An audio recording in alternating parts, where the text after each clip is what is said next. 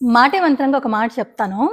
ఏంటంటే ఇలా camera on చేసిన తర్వాత మాట్లాడడమో, లేకపోతే దానికి తగ్గట్టు అనుగుణంగా నటించటమో, శభాష్ అనిపించుకోవటం నటులుగా చాలా మందికి అలవాటు.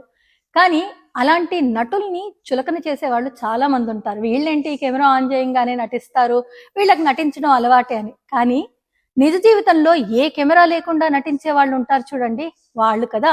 వాళ్ళకి కదా రావాలి అన్ని అవార్డులు, రివార్డులు.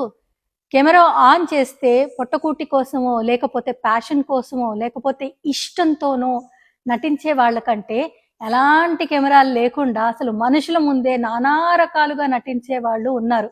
ఒకటి మనకి నటించడం అన్నా రావాలి, లేదా ఎదుటి వాళ్ళు నటిస్తుంటే తెలుసుకోవడం అన్నా తెలియాలి. ఇవి రెండూ లేకపోతే జరిగే నష్టాలు అన్నీ ఇన్ని కావు. ఇలాంటివి ఎదురుపడిన అనుభవాలు ఎందరికో ఎన్నో ఉంటాయి కదా. అయితే ఏం చెయ్యాలి? తెలుసుకుంటూ నేర్చుకుంటూ ముందుకు కదలాలి. ఇదే మాటే మంత్రంగా ఇవాళ చెప్పాలనిపించింది. నచ్చితే నలుగురికి షేర్ చేయండి.